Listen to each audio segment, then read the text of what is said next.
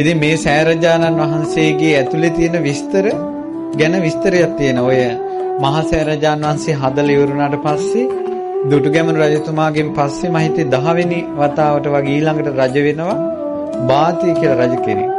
ඒ බාතික රජුරු හැමදාම උදේ හවස මේ මහා සෑරජානන් වහන්සේ වන්දනා කරනවා. මේ මළුව ප්‍රදක්ෂිනා කරනවා. මේ මළුවේ රජවරු ප්‍රදක්ෂිනා කළා.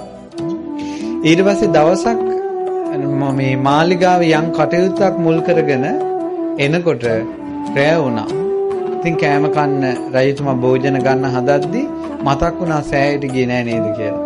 භෝජනේ ආපහු තිබ්බා. තියලා රෑම ආවා. රෑම ඇවිල්ලා වටේ ප්‍රදක්ෂිනා කරනකොට තනියෙන්නේ දැන් රජුරු පිරිත් කියනවා එනවා. පිරිත් කියනවා එනවා. ඒතර රජුරු බැලුවා කවුරුත් නෑනේ. පිරිත් හඬක් කොහොමද එන්නේ? රජුරු ගේට්ටු 4 වැස්සෙව්වා. ඒගොල්ලෝ කිව්වා කාටවත් එන්න බෑ ඇතුළට කියලා. ඇතුළේ ආයෙත් වටේ ඇවිද්දා කවුරුවත් නැහැ. ඒත් පිරිත් හඬ එනවා. ඊට පස්සේ රජුරු අදි හිතුවා එකත් එකටම සෑරජාන් වහන්සේ ගර්භේ සංඝයා පිරිත් කියනවා. සෑ ගර්භයේ ඇතුලේ රහතන් වහන්සේලා පිරිත් කියන අසිරිය දැකලා මිසක්කා මම නම් නැගිටින්නේ නැහැ කියලා දිගා වෙලා දණ්ඩ නමස්කාර කළා. මේ සෑයේ මේ පාදමයිනේ වැදුරුණා. මැරුණත් නැගිටින්නේ නැහැ කියලා. ඒතර මේ සෑරජාන් වහන්සේගේ අනුභවයක් තියෙනවා. මේ සෑරජාන් වහන්සේ ළඟ යම් කිසි කෙනෙක් බලවත්ව හිතෙන් හිතුවොත් දෙවිවරුන්ට දැනෙනවා ඒක. විශේෂයෙන් ශක්‍ර දෙවි අපි අද වුණත් සෑරජාන් වහන්සේ ළඟ යම් කිසි කෙනෙක් හිත තැම්පත් කරගෙන දෙවිවරුන්ට යමක් ශෙහි කළොත් ඒක තප්පරයට දෙවියන්ට දැනෙනවා. අදට. ඉතින් ඒ නිසා මේ සෑරජාන් වහන්සේ ගාව මේ වැඳ වැටෙනකොටම ශක්‍ර දෙවිඳුරයාගේ ආසනෙ වුණා. ශක්‍ර දෙවියෝ දැකලා දැන් දිව්‍ය ලෝකේ ඉඳලා තියෙන දෙවියන්ගේ ස්වභාවය. පින්වත්නි දෙවියන් දිව්‍ය ලෝකේ ඉඳලා මනුස්ස ලෝකේ බලනකොට මේ ලංකාදරණී තලයේ ඉස්සලාම පේන්නේ රුවන්වැලි සෑය. දිව්‍ය ලෝකේ ඉඳලා බලනකොට ඉස්සලාම පේන්නේ රුවන්වැලි සෑය. ඒ ශක්‍ර දෙවිඳුරයා එසැනින් ධාතු ගර්භයෙන් පහළ වුණා. පහළ ලැබුණ ස්වාමීනි බාතිය රජුරු මේ සෑ ගර්භයට ඉඳ අදිෂ්ඨාන කරනවා. ඉතින් ඒ රජුරු ශ්‍රද්ධාවන්තයිනේ ඒ නිසා ගෙන්නමු කිව්වා. ඊට පස්සේ මේ සෑයේ දැන් ඔන්න මැදින් මේ මැදින් මතුවෙනවා ස්වාමීන් වහන්සේ නම.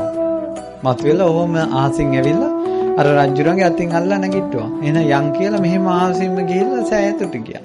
ඇතුළට ගිහිල්ලා ඇතුළේ ඔක්කොම දේවල් ටික පෙන්නවා. හැමදේම පෙන්නවා. පෙන්ලා හරි සතුටුයි රජතුමා වන්දනා කරලා එළියට ආවා. ඇවිල්ලා රජුරෝ ස්වාමීන් වහන්සේලාට විස්තර කියනවා. දවසක් ස්වාමීන් වහන්සේලා ඔක්කොම මේ විස්තර අහන්න ඕන කියලා ලෝවා මහා ප්‍රාසාදයේ යටතට්ටුවට එකතු වුණා. රජුරෝ මේ වගේ ධර්මාසන ඉඳගෙන හවස පටන් ගත්තා. හැන්දෑවේ 3ට 4ට බණ කියන්න පටන් ගත්තා. මම සෑය ඇතුලේ මේවා තියෙනවා මේවා තියෙනවා මේවා තියෙනවා මේවා තියෙනවා මේවා තියෙනවා කියලා. පහුවදා එළි වුණා. පින්ඩපාත යන කාලේ 9ට 8ට 9 වුණා පහුවදා. ඒත් ඉවර නැහැ. ඊට පස්සේ ඇහුවා මේ රජතුමා ඔය කියලා ඉවර නැද්ද?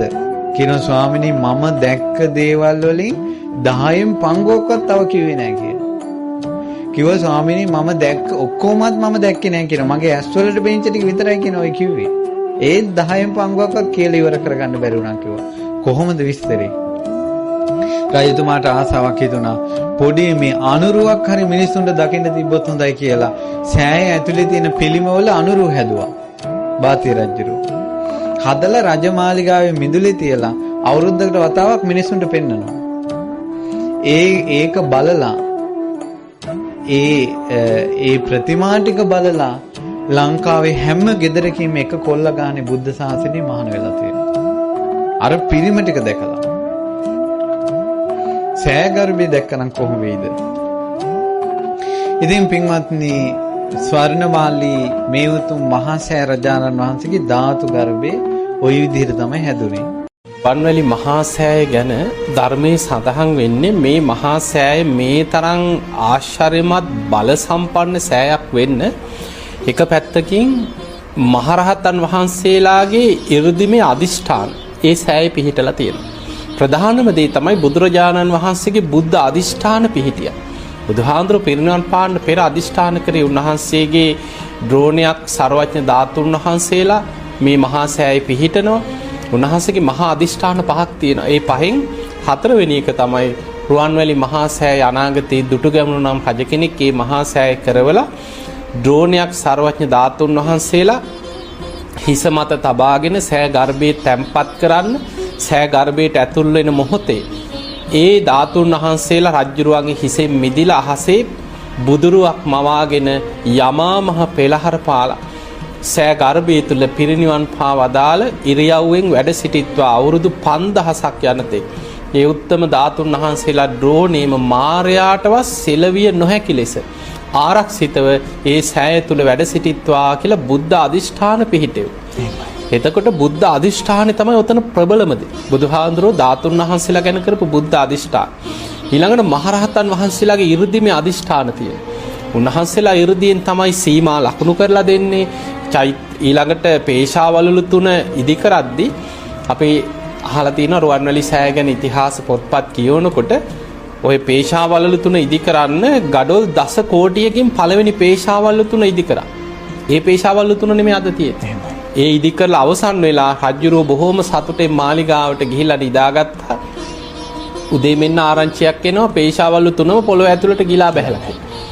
රජුරෝ ඇවිල්ලා බැලුවා පොළොව මට්ටමටම තියෙන අර ඔක්කොම ගිලා බැහැලා.